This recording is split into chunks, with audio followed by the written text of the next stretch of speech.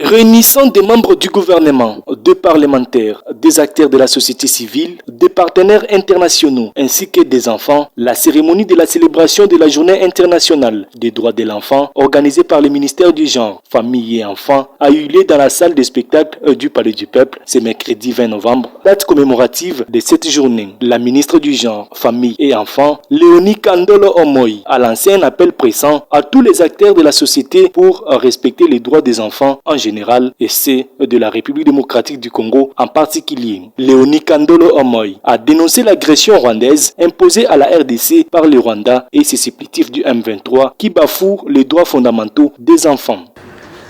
À cet effet, il convient de leur offrir un environnement dans lequel se forgera une nation congolaise, citoyenne, inclusive et prise de paix et d'amour.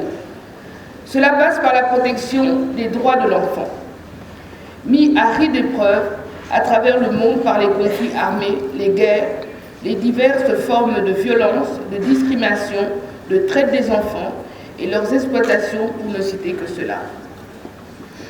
C'est ici l'occasion de dénoncer la guerre qui nous est imposée par le Rwanda et ses supplétifs M23 et consorts, cause de nombreuses violations à l'encontre de nos enfants à l'est de la République. Daniela Mitina, représentante des enfants, a décrié le manque de participation des enfants dans les processus décisionnels avant de faire quelques recommandations aux autorités du pays. La participation des enfants ne se limite pas à notre droit d'exprimer nos opinions. Elle inclut également le droit d'être impliqué dans le processus décisionnel qui affecte nos vies. Malheureusement, dans notre société, cette participation est souvent négligée. Les enfants sont parfois perçus comme des récepteurs passifs des décisions et initiatives solutionnaires, alors que nous avons des idées, des solutions et des rêves qui méritent d'être entendus. Cependant, plusieurs obstacles entravent notre participation effective. Premièrement, le manque d'espace de dialogue. Les initiatives pour écouter la voix des enfants sont encore trop rares.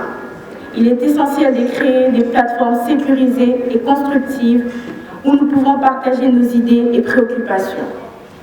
L'arrêté interministériel portant organisation et fonctionnement du Parlement et Comité des enfants, en son article 7 alinéa 1, stipule que le Parlement des enfants a son siège à Kinshasa, siège du Parlement national. Ce cadre est conçu non seulement pour entendre les décisions des excellences et des décideurs, mais aussi pour permettre à nous, enfants, de débattre de nos sujets et d'apporter notre voix aux discussions. Tout en saluant les progrès réalisés par son organisation pour les enfants, le représentant de l'UNICEF en RDC, Francis Ndeme, promet de redoubler leur attention sur ce qui doit encore être fait pour améliorer leur situation. Chaque année, l'humanité célèbre la Journée mondiale de l'enfance le 30 novembre.